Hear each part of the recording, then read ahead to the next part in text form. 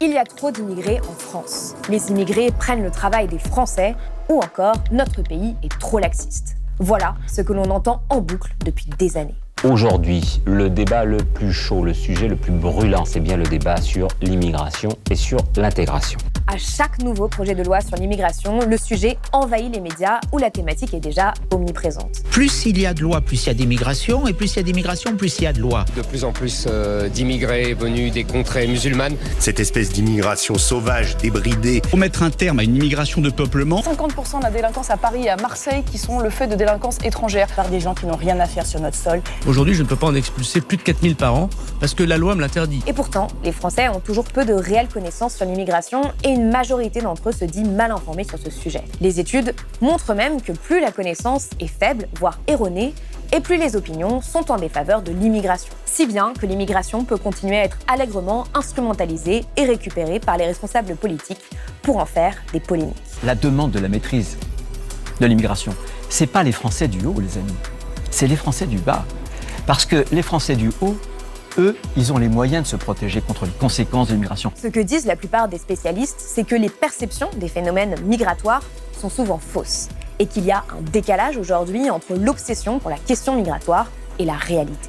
Mais rien n'y fait. Depuis que la loi Asile-Immigration a été présentée, le débat public est à nouveau saturé d'idées reçues, de contre-vérités et, disons-le, de propos racistes. Alors, pour faire le point et comprendre la situation actuelle sur l'immigration, j'ai décidé de recevoir deux spécialistes, François Héran et Tania Rachaud.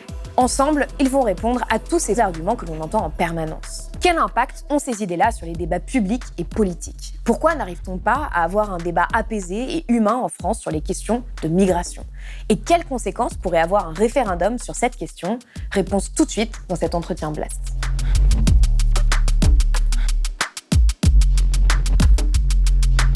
Bonjour à tous les deux.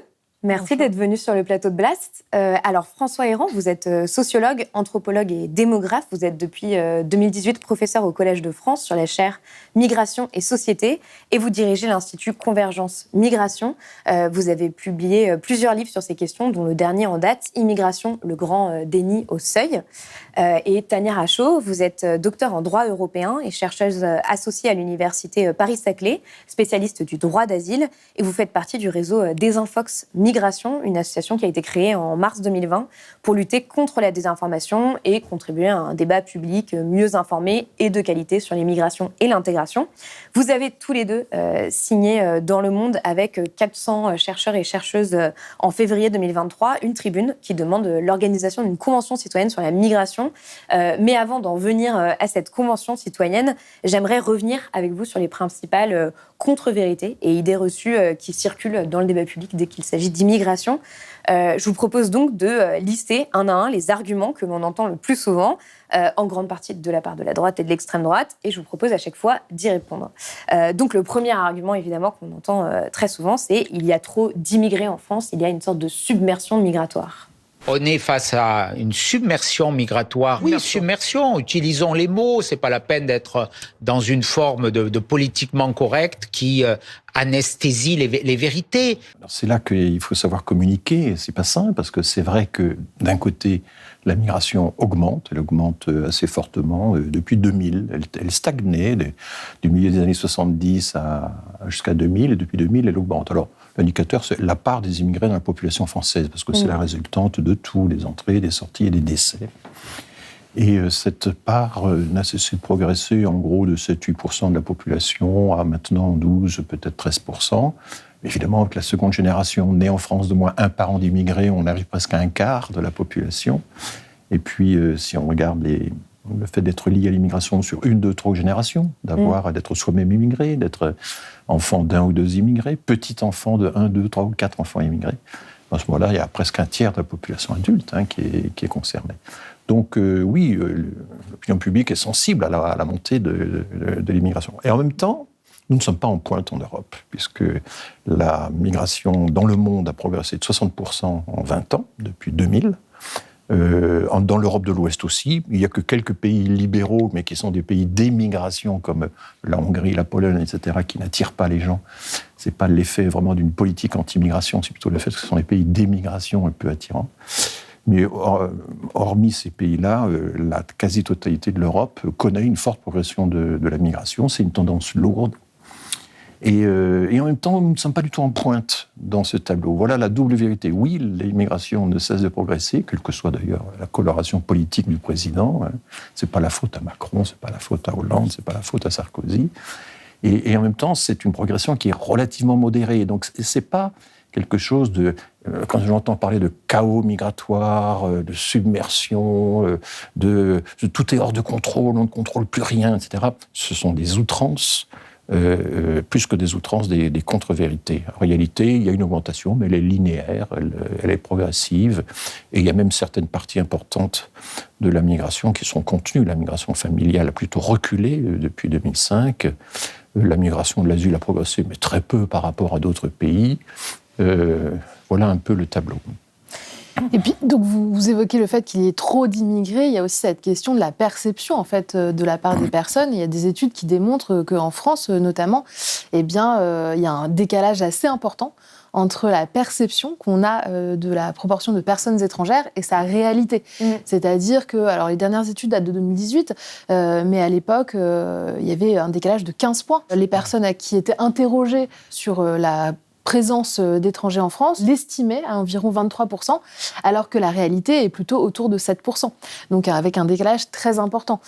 Oui, parce que tout dépend en fait de ce qu'on met derrière le mot immigré. Oui. C'est-à-dire qu'en fait, la population d'immigrés, c'est 10,3% de la population française. Mais si on enlève les personnes qui ont acquis la nationalité française, en fait, on tombe dans la population étrangère à 7,8% de la population française. Oui, enfin ça, c'est selon les chiffres de l'INSEE. Les étrangers, oui. Mais bon, l'immigration, ça inclut les personnes qui ont acquis la nationalité française. 40% des immigrés ont acquis la nationalité française et ils restent immigrés s'ils ne repartent pas. Non, il y a l'inclusion de la seconde génération, qui est très fréquente dans la perception. Il y a l'inclusion des Domiens, des Antillais, des Réunionnais, etc. Mais ça n'explique pas. Et en fait, il y a un sondage assez amusant, si je puis dire, c'est que les enquêtes sur les valeurs européennes qui passent dans tous les pays européens, y compris l'Europe centrale et l'Europe orientale, on demande aux gens, est-ce que vous pensez que votre pays reçoit plus d'immigrés que les pays voisins ? Est-ce que vous pensez qu'il y a dans votre pays plus d'immigrés que dans les pays voisins ? Et tous les pays, toutes les opinions publiques de chaque pays sont convaincus que leur pays reçoit plus d'immigrés que les autres, ce qui évidemment est impossible. Donc cette surreprésentation d'immigration, elle est forte, mais c'est vrai qu'elle est particulièrement forte en France. Alors, il y a aussi la question du fameux appel d'air qu'on entend un peu à toutes les sauces, qui est l'argument qui est revenu beaucoup ces derniers jours sur la loi Asile-Immigration. C'est l'idée que les conditions d'accueil en France attireraient de plus en plus de personnes. En bref, que la France serait trop attractive aujourd'hui. C'est toute la perversité de cet article 3 qui mélange la régularisation des clandestins et un appel d'air pour l'immigration massive que va constituer cette mesure. Alors, les études démontrent quand même régulièrement que la raison du départ, le motif, se situe dans le pays d'origine et ne se situe pas dans le pays d'arrivée. D'ailleurs, les parcours d'exil sont très rarement linéaires et donc le pays de destination se retrouve un peu au fur et à mesure de l'exil. Donc déjà, ça c'est une première contre-vérité à mon sens. Il y a aujourd'hui, je crois, un article qui est sorti sur la régularisation qu'il y a eu en Espagne. Il y a eu 600 000 personnes régularisées en 2005 en Espagne, donc il y a presque 20 ans. Et aujourd'hui, les chiffres démontrent que ça n'a pas du tout créé un appel d'air et que ça n'a pas eu d'autres conséquences non plus sur le marché du travail, parce que ça, c'est un autre argument parfois qui investit. En fait, si vous voulez, le principal argument qu'on a aujourd'hui sur l'appel d'air, c'est que nous avons une protection sociale beaucoup trop généreuse. Et alors, on est très fiers de notre protection sociale. On se plaît à dire qu'elle est très généreuse. En même temps, on se plaint qu'elle soit trop généreuse, puisque ça attirerait les migrants. Et là, moi, je suis très fâché contre les gens qui prétendent l'avoir démontré, simplement en comparant dispositif par dispositif, le montant, par exemple, l'ADA, l'allocation pour demandeurs d'asile. Alors oui, on peut montrer qu'un nombre de personnes égales dans la famille, accès au logement égal, etc., c'est un peu plus élevé en France qu'en Allemagne. Le problème, c'est que les demandeurs d'asile, ils ont été beaucoup plus nombreux à aller en Allemagne qu'en France.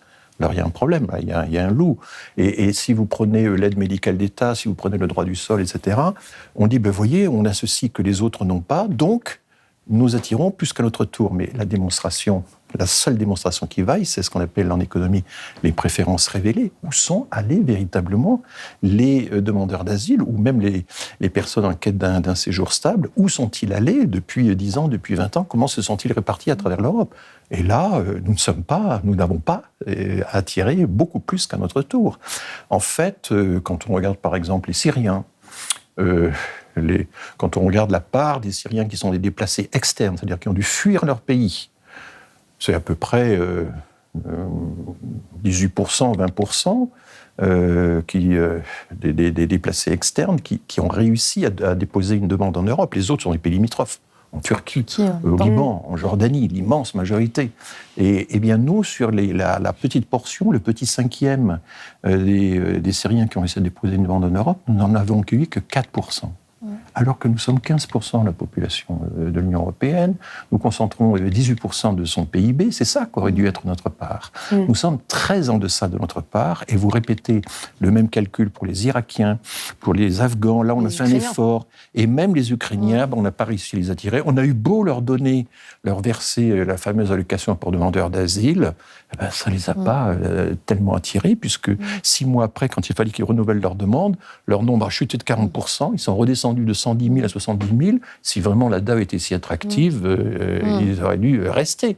Donc, ces raisonnements, très diffusés par Fondapol, la fondation que dirige Dominique Régnier, ou par Didier Lesky, ces raisonnements n'ont aucune valeur scientifique.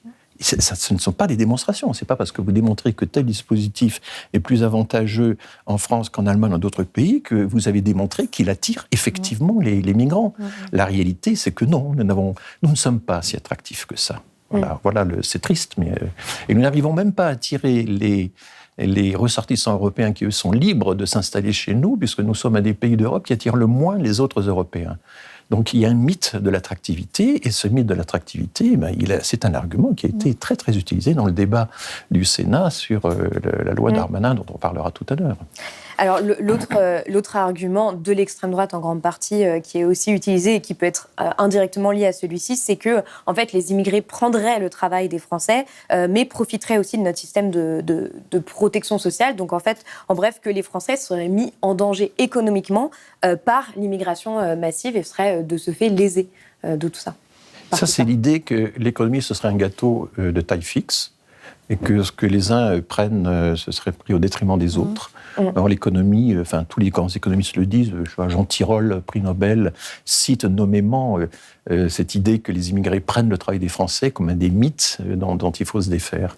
Donc non, les migrants dilatent la taille de l'économie, ils apportent plus de consommateurs, de producteurs, de cotisants, de contribuables, etc. Certes, ils sont moins bien payés que d'autres, mais ils sont concentrés dans des âges actifs. C'est pour ça que le solde finalement est positif ou neutre pour le budget public. Et ce qui est important aussi de dire, c'est qu'ils ne prennent pas le travail des Français. Les deux marchés du travail sont largement disjoints, et ce depuis longtemps.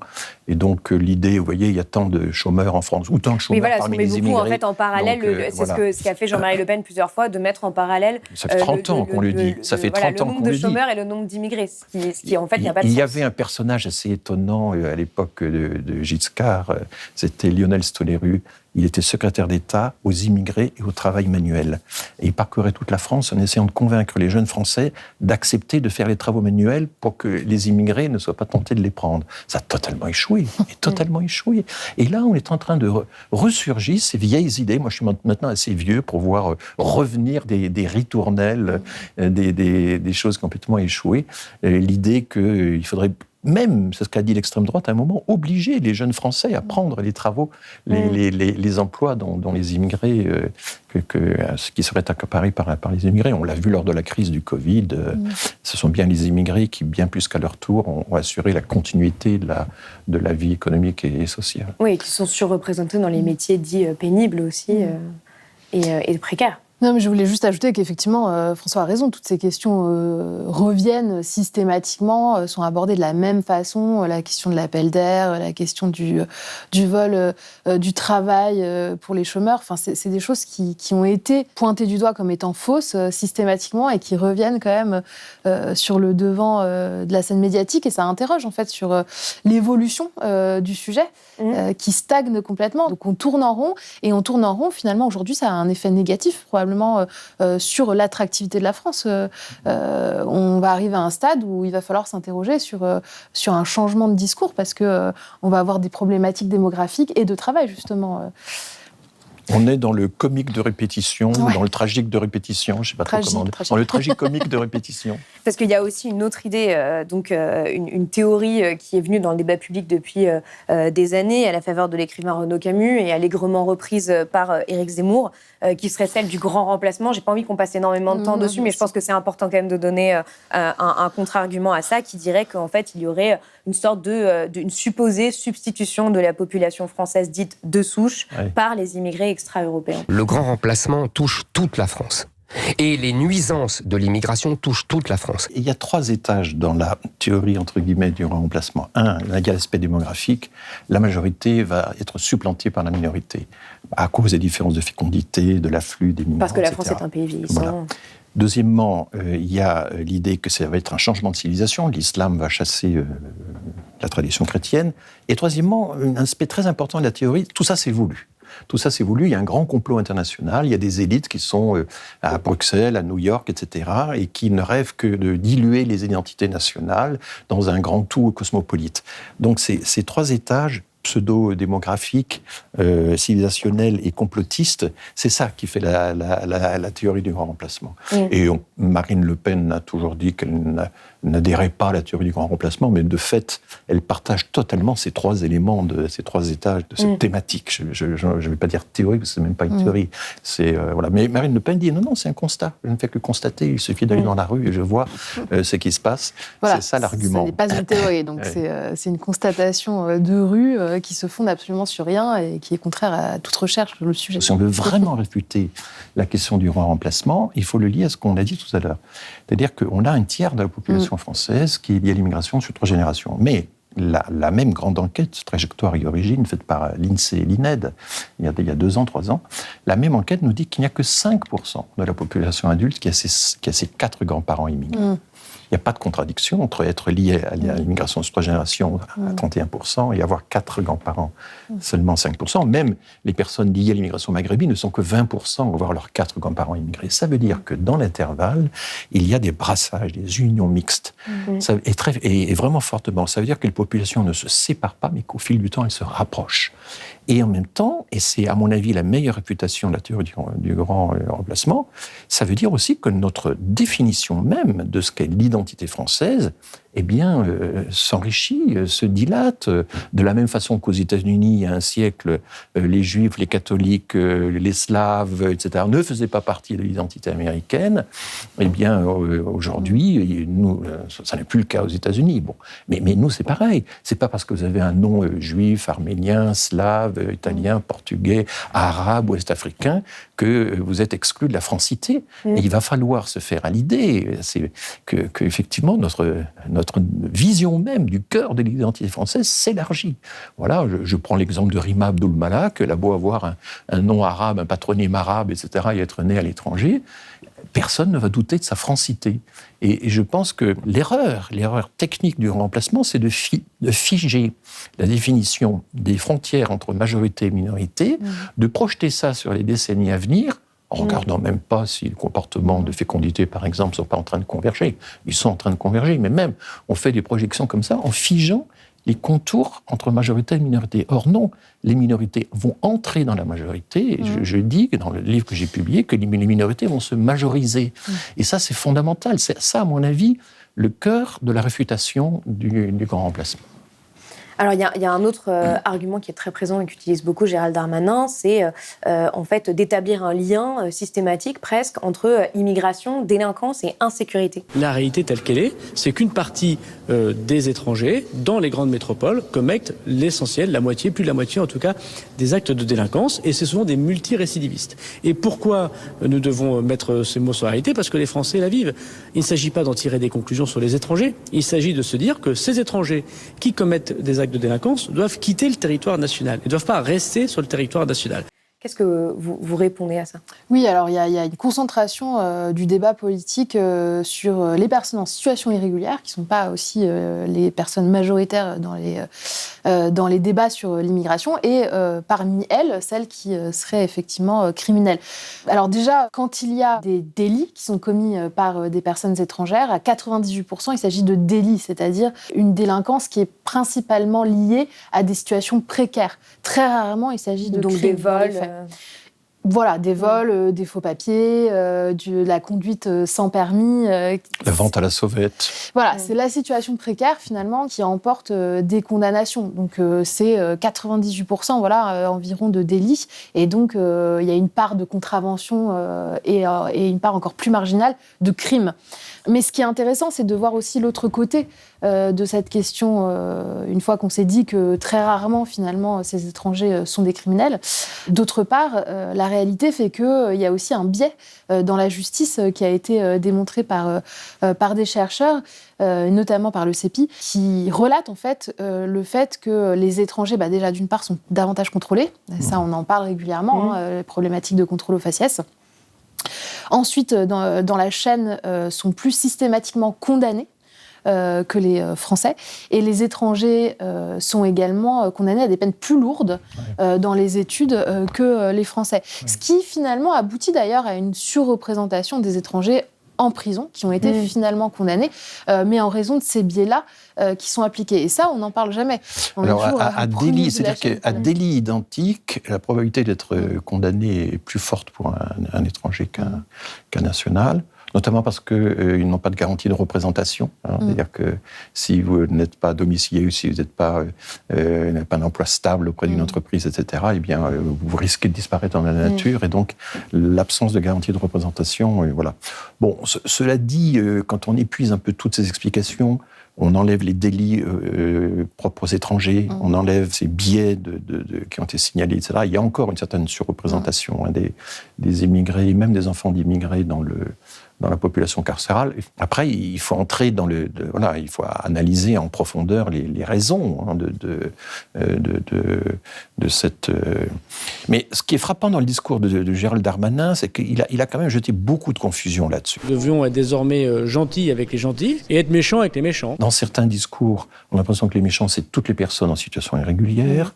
Dans d'autres discours, notamment ceux qu'il adresse au préfet, il dit bien que ce qu'il faut visiter, c'est le top, c'est son langage, c'est le langage qu'il utilise avec les préfets, c'est-à-dire seulement les étrangers qui auraient un casier lourdement chargé, donc une toute petite minorité.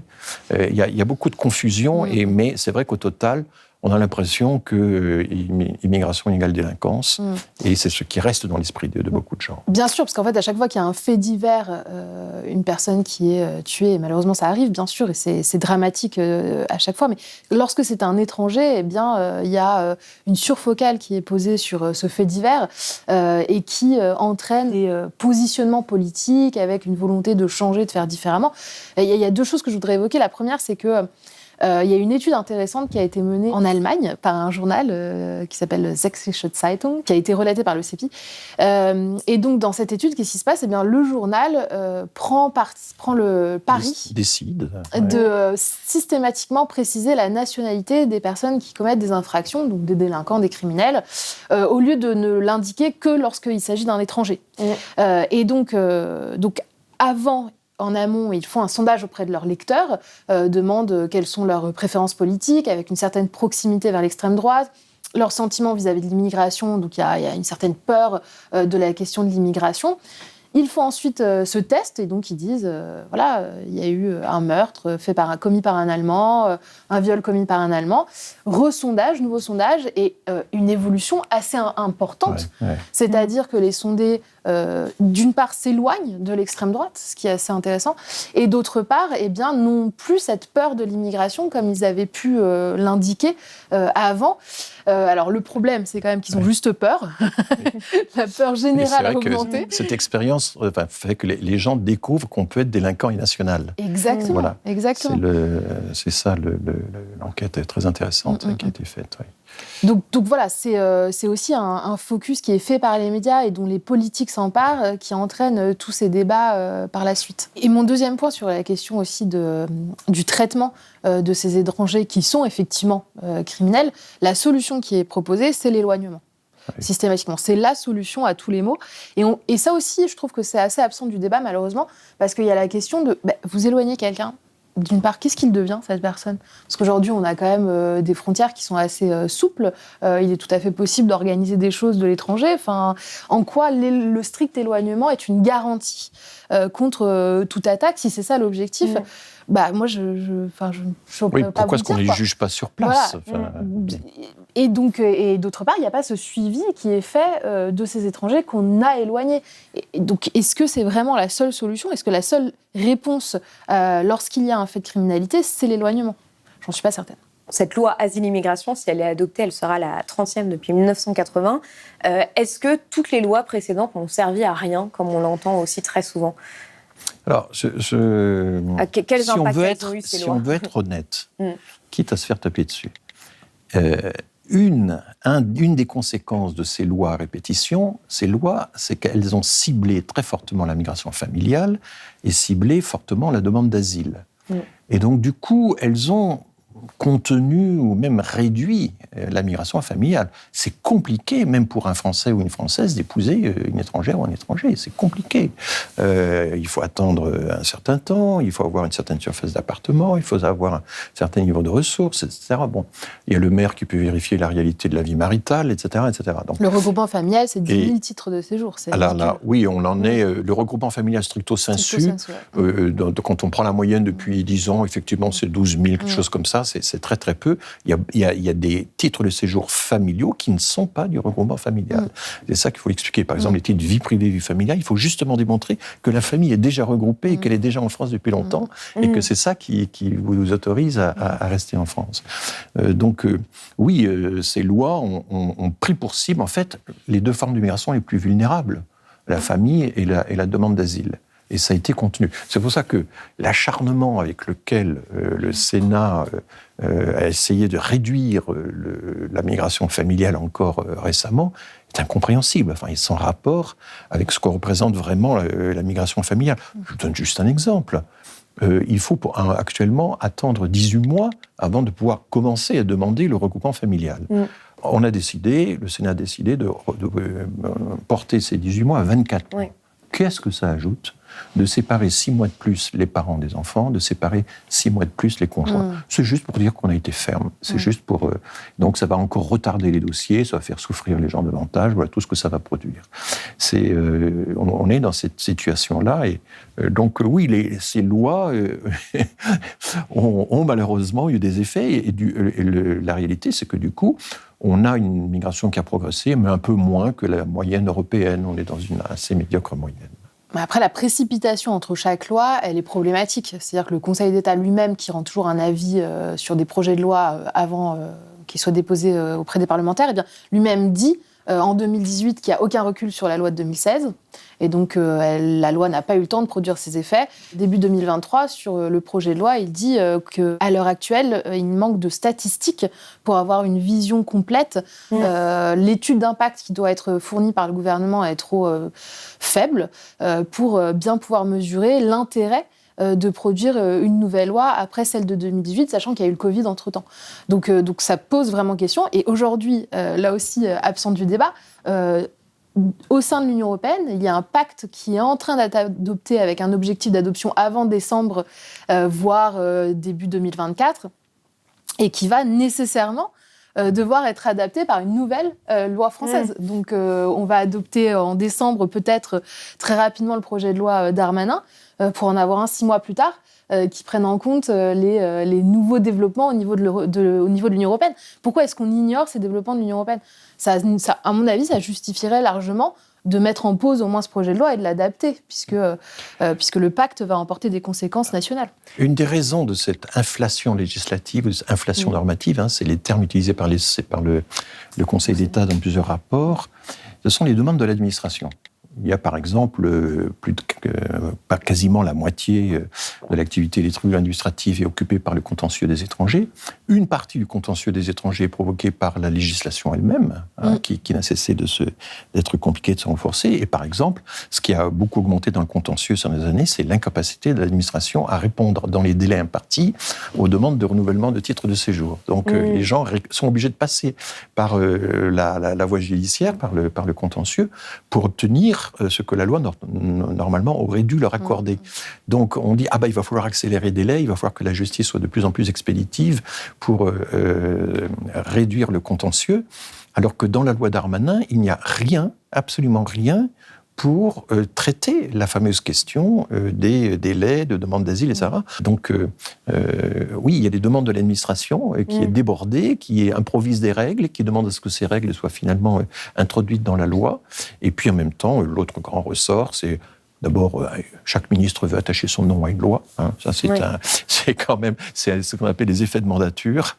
Et puis la surenchère avec l'extrême droite, enfin tout le calcul électoral. Et les agents souffrent quand même de cette politique. On en parle très peu, mais les agents qui mettent en place cette politique aussi trouvent qu'il y a une forme d'absurdité. Alors, au sujet des OQTF, ils savent très bien de quitter le territoire français. Voilà, les mesures d'éloignement qui sont adoptées systématiquement par le préfet. Après, il y a des agents qui savent très bien, qui vont arrêter des personnes qui ne seront pas éloignées et qui vont donc perdre leur temps eux-mêmes et qui sont parfois épuisés par ça. Il y a une étude du collectif Nos Services Publics qui revient là-dessus et qui aussi démontre que les agents parfois ne sont pas favorables à cette accélération législative ou cette inflation législative. Ce qui est assez inquiétant aussi, c'est que justement, parmi toutes ces idées reçues que je viens de citer et que vous avez aussi pour la plupart démontées, en fait, l'essentiel d'entre elles ont été utilisées lors de l'examen du projet de loi immigration au Sénat pour durcir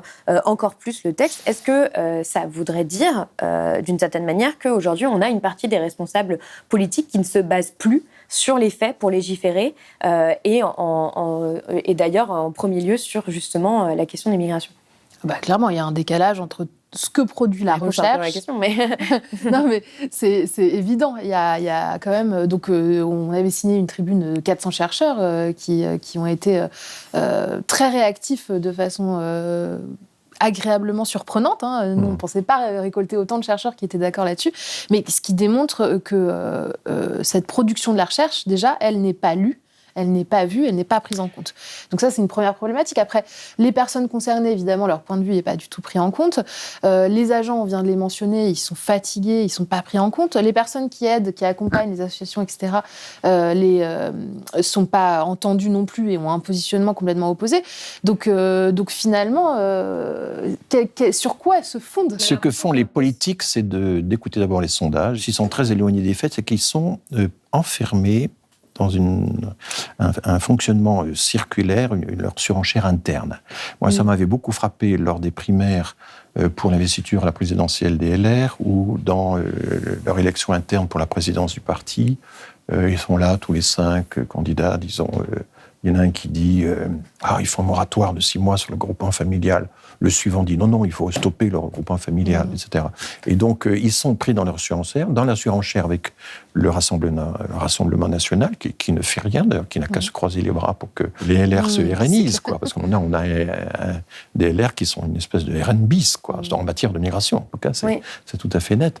Et donc, cette surenchère interne fait qu'on n'a plus besoin d'aller regarder les faits. On n'a plus non plus besoin d'aller regarder enfin, tu en parleras, par exemple, ce que raconte Éric Ciotti sur l'article 8 de la Convention européenne des droits de l'homme, censé imposer automatiquement le regroupement familial, c'est complètement faux. Il n'a jamais lu sérieusement l'article 8. Mais pourquoi ça fonctionne, en fait? Et pourquoi c'est autant utilisé? Parce que François et moi, on le dit régulièrement, on en parle trop, en fait, de la migration par rapport à sa réalité, déjà. Parce que le sujet utilise des ressorts émotionnels forts, comme la désinformation. On en parle pour faire peur, pour créer de la colère, et donc c'est tout le sujet de la criminalité, La ponction sur la protection sociale, toutes ces choses-là. Et donc, ces émotions fortes créent une adhésion de l'électorat auprès des personnalités politiques qui s'en saisissent. C'est vraiment la désinformation, quoi. Plus on parle sur le terrain de la colère ou de la haine, eh bien, la propagation de l'information se fait rapidement. Et donc c'est l'objectif, finalement. Mais ça s'est déconnecté de la réalité. C'est tellement plus simple de caresser l'opinion publique dans le sens du poil.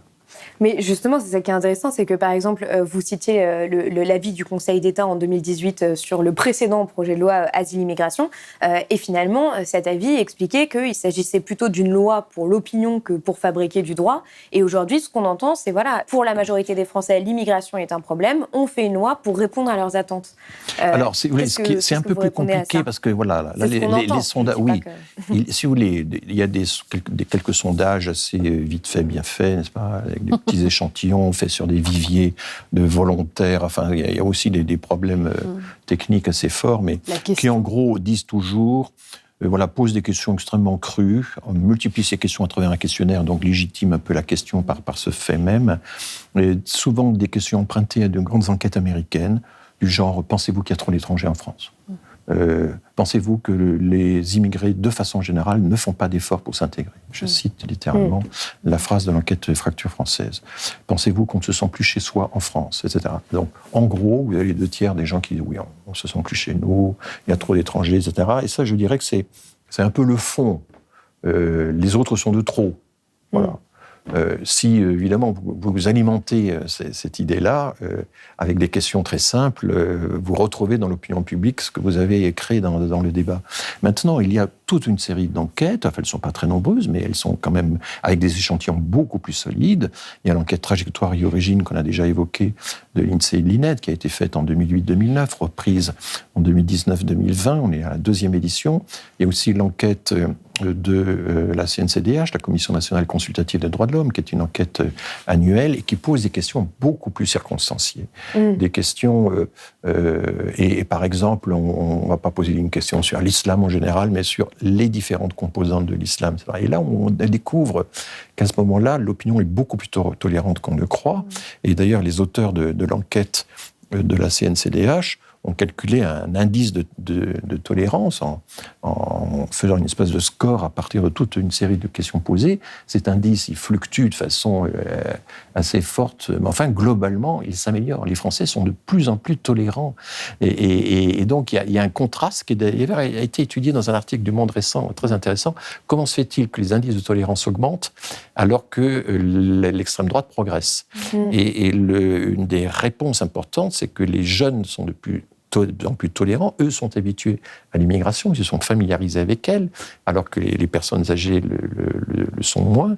Mais en même temps, ils s'abstiennent beaucoup. Et donc, du coup, ils pèsent peu dans le débat électoral et même dans les sondages. Aussi, hein. Pardon ? Il y a des jeunes qui votent extrême droite. Oui, mais effectivement, bien sûr.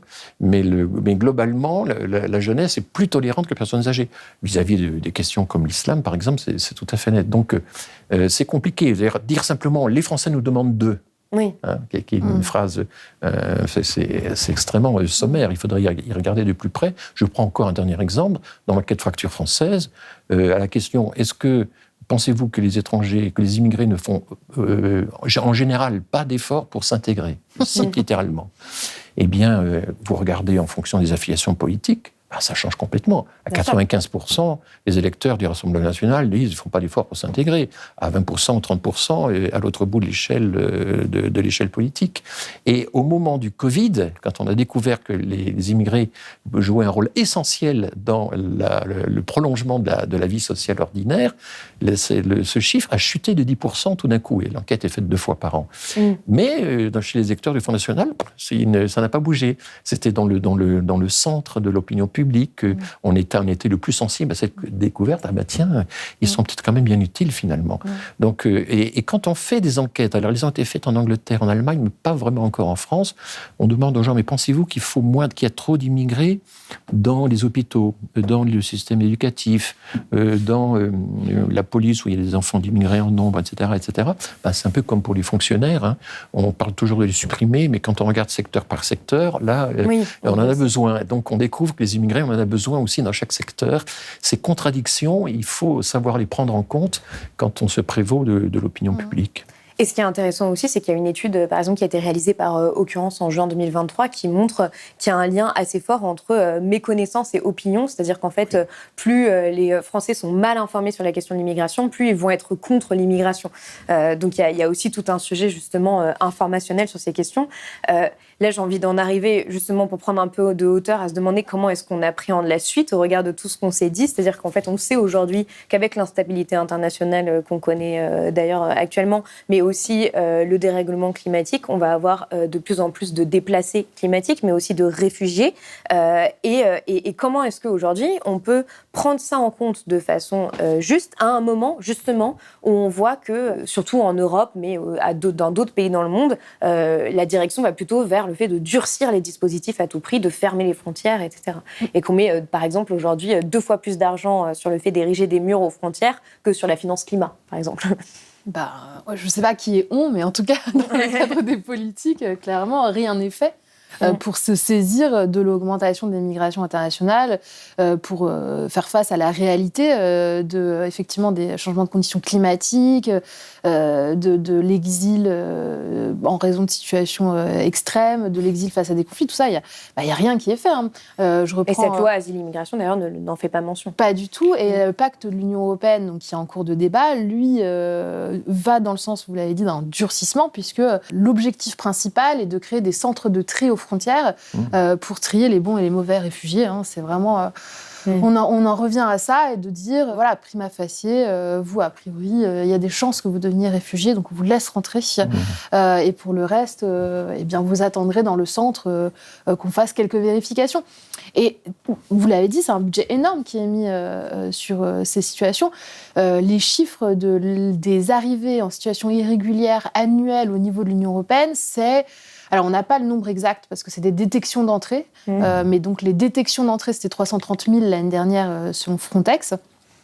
Enfin, c'est très faible vis-à-vis de 500 millions d'Européens.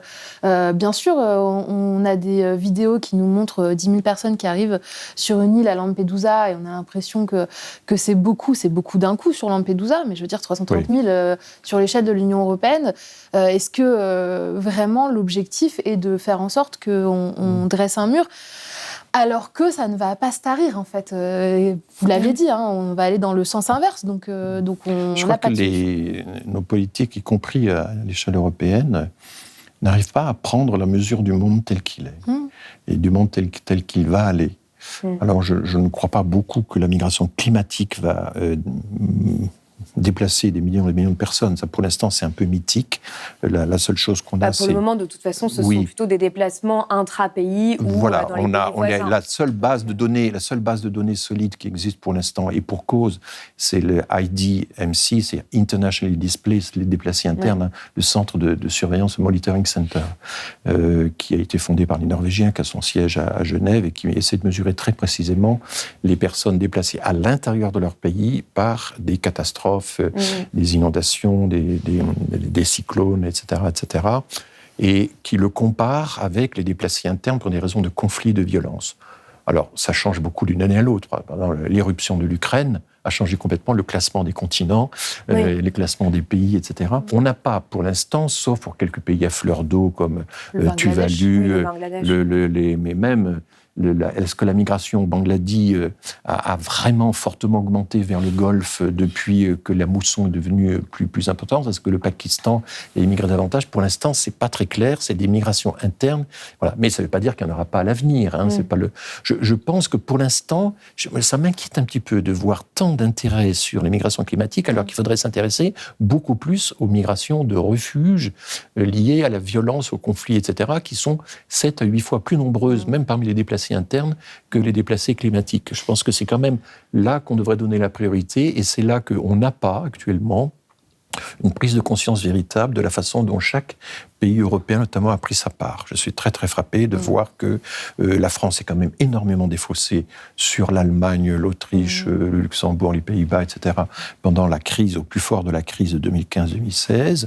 Alors maintenant, on a un peu progressé, mais on est vraiment dans une honnête moyenne. Il y a 7 ou 8 pays européens qui accueillent davantage par rapport à leur population, parce qu'il faut toujours mesurer ça en termes relatifs. Et donc, nous prenons notre part dans l'enregistrement des demandeurs d'asile qui viennent d'Asie et d'Afrique de l'Ouest, mais juste notre part, parce que c'est 18% de tous ceux qui arrivent à déposer une demande en Europe, et nous avons 18% du PIB, donc c'est assez normal, c'est pas plus qu'à notre tour. Mais le problème, c'est que les pays européens ont été incapables de se mettre d'accord sur une répartition équitable de la demande d'asile. En fonction de leur population. Les Britanniques se sont complètement défilés en profitant de leur insularité. Et en plus, le Brexit, ça a été dirigé contre la migration européenne. L'Italie, elle se plaint beaucoup, mais elle s'est beaucoup défaussée aussi sur l'Europe du Nord en sous-enregistrant les migrants et en les envoyant vers le Nord, alors que c'est un pays de première ligne. Mais quand vous regardez les classements européens, depuis 10 ans, l'Italie a enregistré très peu de demandeurs d'asile, accordé très peu l'asile, et donc c'est défaussé. Et alors le problème maintenant, c'est qu'on a des retours de bâton, c'est-à-dire que des pays qui étaient de très bons élèves, obéissant, réagissant très vite aux demandes du HCR, du Haut-Commissariat aux réfugiés, dans les années, même avant 2015, comme la Suède par exemple, puis ensuite l'Allemagne, etc., ces pays-là qui prenaient une charge considérable de l'accueil, on a eu un peu assez de jouer les bons élèves et se sont retirés, ont signé des accords, etc. Et la France, derrière, ne prend qu'une petite partie de sa part. On sait que le système de Dublin consistant à renvoyer les gens vers le premier pays par lequel ils sont entrés, ça ne marche pas. Il y a à peu près autant de Dublinés envoyés de la France vers l'Allemagne que de l'Allemagne vers la France. C'est complètement ridicule. Alors, c'est un travail, ça réclame une énergie énorme. Au bout, je crois, de ces 6 mois, on peut de nouveau déposer une demande dans le second pays. Tout le monde sait que ça ne marche pas. Le Parlement européen a voté une motion contre le système de Dublin. Et finalement, dans le pacte européen qui est en train de se faire, on a une espèce de super Dublin qui continue. Et le partage qui serait fait entre les pays, ce ne serait pas que chacun prenne sa part des réfugiés, mais chacun choisirait la façon de prendre sa part. Alors certains pays pourraient, par exemple, financer le rejet de l'immigration. Et ce serait ça leur participation au travail européen, ou envoyer des agents, des experts, etc. Et même cette forme-là de participation, la Hongrie, par exemple, l'a refusée. Donc on est dans une situation...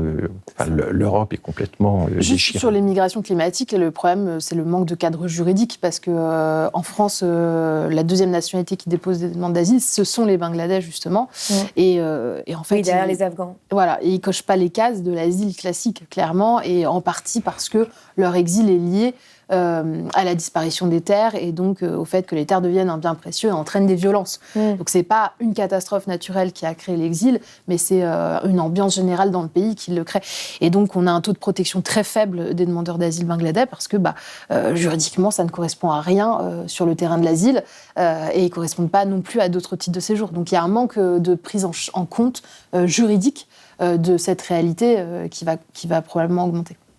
Alors, pour en revenir justement à la question du débat public français, il y a la question du référendum qui est de plus en plus présente en ce moment, du fait que Emmanuel Macron ait annoncé vouloir l'élargir aux questions de société, dont l'immigration. On a vu la droite et l'extrême droite sauter sur l'occasion, et les Républicains demandent notamment justement l'organisation de ce référendum pour pouvoir établir des quotas et passer au-delà des conventions internationales ou du droit européen. Pour vous, si un référendum aujourd'hui avait lieu sur les questions d'immigration, quel impact ça pourrait avoir ? La question du référendum, à nouveau, elle est cyclique, elle revient tout le temps dans le débat politique. La réalité, c'est de se demander, mais qu'est-ce qu'on demande aux citoyens Quelle serait la question ? Est-ce que c'est une question ? Est-ce que c'est un projet de loi ? Auquel cas, pourquoi ne pas soumettre ce projet de loi-là ? Dans ce cas-là, si on veut... le faire...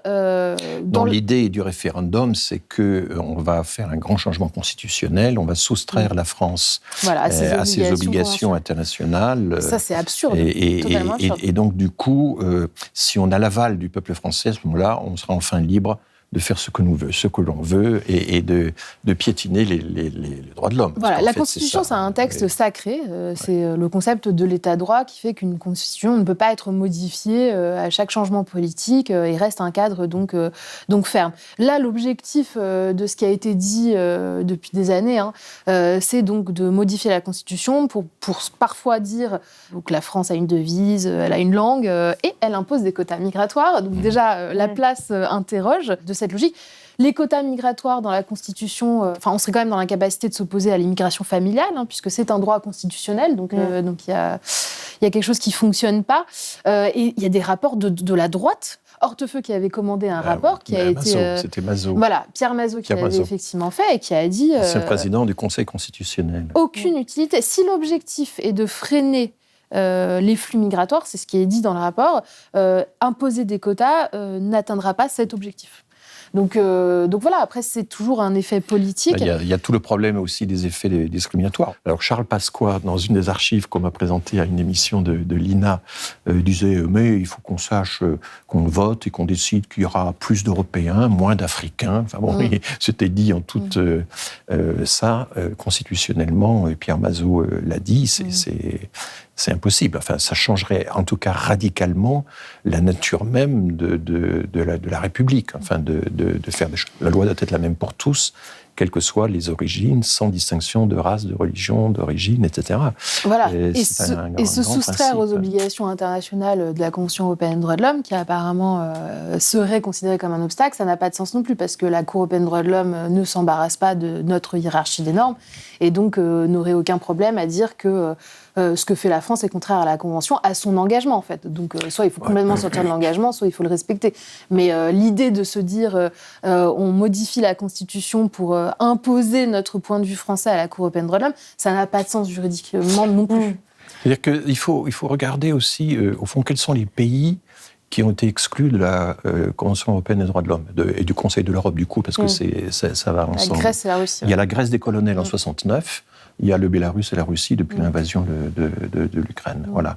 Et la France fait partie des pays fondateurs, la Cour de Strasbourg est sur notre sol. Alors l'idée, c'est non, on va se retirer et puis on renégociera la réécriture de l'article 8, le fameux article 8 qui consacre le respect de la vie de famille. Mais quand on regarde l'article 8, comme toujours dans les définitions des libertés, il y a deux alinéas. Un, l'alinéa qui consacre la liberté en question. Deux, l'alinéa qui réserve à l'État, sous une forme légale, la possibilité d'y déroger pour des raisons d'ordre public, de santé publique. Il y a une longue liste de toutes les... qui est actuellement très utilisée par la Cour européenne. Récemment, la Suède a été autorisée à interdire un regroupement familial par la Cour européenne des droits de l'homme au nom de la marge d'appréciation que la Cour laisse aux États. Cette marge d'appréciation est de plus en plus large. Le débat, c'est de dire que c'est un obstacle à l'éloignement. On ne peut pas éloigner qui on veut parce que la Cour européenne des droits de l'homme nous en empêche. La Cour européenne des droits de l'homme est un garde-fou de l'état de droit aussi. Et par exemple, elle a empêché l'Autriche d'éloigner des Afghans juste après la prise de pouvoir des talibans. Donc en même temps, ça a du sens, quoi. Et elle ne le fait pas systématiquement. C'est du cas par cas. Tania et moi, on forme d'une certaine manière un duo parce qu'il y a le fact-checking statistique et il y a le fact-checking juridique. Et les deux doivent aller de pair. C'est pour ça que je vous ai invités tous les deux. Et justement, du coup, pour terminer, donc, face à cette proposition de référendum qui commence à être de plus en plus populaire, vous proposez de votre côté une convention citoyenne sur la migration, donc, qui permettrait de réunir des citoyens, des citoyennes tirés au sort, représentatifs de la société française, pour débattre et avoir des propositions sur justement ces questions-là. Qu'est-ce que ça changerait fondamentalement selon vous ? Qu'est-ce qui pourrait sortir d'une telle convention pour vous ? L'objectif, c'est de casser le rythme de cette inflation législative et surtout le fait que les sujets qui sont présentés devant les parlementaires concernent toujours les mêmes aspects. Donc beaucoup la situation irrégulière, beaucoup la question de la criminalité, l'éloignement. Là, cette fois-ci, à la régularisation aussi, mais c'est pas souvent le cas. Et donc, l'objectif, c'est d'une part de dire qu'il y a infiniment d'autres sujets autour de la migration que les simples situations qui sont présentées là et qui sont souvent présentées en raison d'un fait divers. Et d'autre part, les débats sont complètement faussés, comme on l'a dit depuis le début, ne sont plus du tout ancrés dans une réalité. Donc ce serait le moment de se poser un peu et de pouvoir présenter des réalités scientifiques auprès de citoyens et de voir finalement si on ne peut pas avoir des propositions différentes, en fait, des choses peut-être sur l'intégration, peut-être des propositions qu'on n'envisage pas aujourd'hui parce que les orientations ne vont que dans un sens sécuritaire de la migration. Je dirais, en complément de ce que vient de dire Tania, que cette convention citoyenne, s'organiserait sous l'égide du CESE, du Conseil économique, social et environnemental, qui est quand même... Comme la Convention citoyenne pour le climat. Voilà, qui est là, ou la Convention de la fin de vie. Moi, je vois deux choses. Il y a d'une part le fait que ce serait un débat serein, sans claquement de pupitre, sans insultes, sans hurlements, sans bras d'honneur, voilà, parce que franchement, pour l'instant, l'image que donne le Parlement est assez, détestable. Sans les milliers d'amendements jetés à la pelle pour entraver le débat, donc un lieu d'examen serein. Et en même temps, la chose, à mon avis, la plus essentielle, c'est que notre démocratie est certes parlementaire, et elle doit complètement le rester, mais c'est aussi une démocratie délibérative. La délibération, ça consiste... Et donc, c'est pas une démocratie qui enregistre simplement les mouvements de l'opinion publique tels que les sondages la donnent. C'est une démocratie qui, qui, pour traiter un sujet, se documente, s'informe, pèse le pour, pèse le contre, enrichit, comme vient de le dire Tania, élargit le périmètre du débat. Et la Convention européenne, avec son système de tirage au sort représentatif, est un bon moyen aussi d'enrichir les débats, d'accroître la part de délibération qu'il y a à avoir dans la démocratie. La démocratie, c'est la loi du nombre, d'une part, c'est vrai. C'est aussi, c'est l'autre jambe, si j'ose dire, le respect des droits fondamentaux. Ça, c'est ce qu'on avait découvert au lendemain de la guerre et on l'avait fini un peu par l'oublier, on l'a appris de l'extérieur. Et puis, c'est la délibération, se documenter, etc. Et c'est dans cette phase de délibération que la recherche a son rôle, que l'expertise, pas simplement la recherche, a un rôle voilà. Dans les pays non démocratiques, la recherche et l'expertise sont bafouées, sont bâillonnées. Il faut toujours le rappeler. Donc, l'expertise ou la recherche, les gens qui sont, payés pour avoir le temps d'étudier à fond un certain nombre de questions, eh bien, ça fait aussi partie du débat démocratique dans la phase délibérative. Et c'est à ça que peut servir une convention citoyenne. Avec en même temps cette idée qui, je trouve intéressante de la convention citoyenne, c'est que les gens sont capables de changer d'avis en cours de route en fonction de ce qu'ils entendent des autres membres, des autres. C'est ce qui s'est passé sur les précédentes. Donc si on s'informe bien, si on est un peu plus au courant des réalités, si on écoute tous les points de vue possibles, on est capable de changer d'avis ou de modifier son avis, ce que malheureusement le système des partis pris dans sa logique de surenchère et d'opposition radicale ne permet plus. Alors justement, dernière question, étant donné que cette convention citoyenne pour le moment n'est pas du tout sur la table des responsables politiques, dans l'attente du fait que ça puisse changer, ou en tout cas que d'autres lois puissent avoir lieu ou autre, comment est-ce que, à votre avis, on pourrait avoir un débat public plus apaisé sur l'immigration ? Ça semble un peu utopique comme question, mais ça me semble important quand même, en tout cas, d'essayer de donner des outils possibles aujourd'hui. Vous avez dû voir le rictus sur nos... Non, mais je pense que déjà, il faut beaucoup plus de personnes concernées rendues visibles, écoutées sur le sujet. Nous, on en parle parce qu'on est de la recherche, mais c'est quand même important d'avoir des vrais témoignages. Chez Desinfox Migration, on s'intéresse aussi beaucoup à ça, à la présentation, au traitement médiatique de façon générale. Et le fait que les images, quand on parle de migration, présentent toujours des personnes sur des bateaux au milieu de la mer, c'est problématique. Et donc je pense qu'une façon hors convention citoyenne de le faire, ce serait déjà de mettre en avant d'autres profils, d'autres situations que celles de l'exil. Alors c'est très grave de périr en mer, bien sûr, mais il y a d'autres situations qui mériteraient d'être traitées, et donc de venir les aborder hors moment chaud, c'est-à-dire hors moment où les politiques s'en saisissent, hors faits divers. Qu'est-ce que vous auriez ajouté ? Je pense que l'immigration, un problème. Il faudrait mobiliser davantage certains acteurs. Par exemple, je trouve que quand même le monde de l'entreprise, les patrons, qui étaient intéressés au premier chef par la régularisation dans les métiers en tension, sont extrêmement discrets. Alors évidemment, quand ils voient ce débat politique s'envenimer, s'aigrir, etc., ils redoutent d'entrer dans un tel nœud de serpent, quoi. Donc, je sais qu'au sommet du MEDEF, on n'a pas du tout envie d'entrer dans ce débat. Et il y a des fédérations patronales qui, elles, sont beaucoup plus engagées dans le sujet, mais qui sont quand même très prudentes dans l'expression. Et c'est vrai que, par exemple, on ne les a pas tellement entendus. J'ai assisté à un débat au CESE, au Conseil économique et social, où là, les patrons sont exprimés. Et certains ont dit, mais pratiquement tous nos métiers sont en tension. Et j'ai eu des plaidoyers très forts en faveur de la régularisation dans les métiers en tension. Enfin, ça, c'était à l'intérieur de l'hémicycle du CESE, et on ne les entend pas beaucoup. Donc, je pense qu'il y a un certain nombre d'acteurs qui sont très discrets. Les associations, maintenant, elles sont souvent vilipendées alors qu'elles font un travail formidable. Enfin, la simple obtention d'un permis de séjour, sans parler de la régularisation, c'est des dossiers tellement complexes, dans un maquis administratif tellement compliqué par les lois successives, que sans l'appui des associations, les intéressés n'y parviendraient pas. Donc l'État se défausse sur les associations sans vraiment les aider. Il faudrait alphabétiser, apprendre le français à très haute dose maintenant, d'entrée de jeu, etc. Mais qui va le faire, comment ? Donc c'est vrai qu'il faudrait... il y a une diversité d'acteurs à mobiliser, plus forte. Il y a de nouveaux médias, donc je profite de l'occasion ici pour saluer le fait qu'on n'est pas simplement dans les ornières habituelles. Et puis, je pense qu'il y a quand même toute une activité de fact-checking qui vient contrebalancer, alors pas totalement évidemment, mais les fake news, c'est les deux forces en présence qui se livrent une lutte féroce, je dirais, dure en ce moment, mais ça fait partie aussi de la démocratie, ça, et je pense qu'il faut miser de plus en plus sur ces ressources-là. Merci beaucoup à tous les deux d'être venus sur le plateau de Blast. Merci. C'est la fin de cet entretien. J'espère qu'il vous a permis de mieux comprendre tous les enjeux autour de l'immigration dans le débat public. N'oubliez pas de partager cette vidéo pour qu'elle soit vue le plus possible. Je vous mets comme d'habitude plusieurs ressources pour aller plus loin en description de la vidéo. Vous le savez, Blast est un média indépendant. Et pour continuer à réaliser ce type d'émission, nous avons besoin de votre soutien. Alors abonnez-vous ou faites un don sur blast-info.fr. Et n'oubliez pas d'activer la cloche pour suivre notre actualité.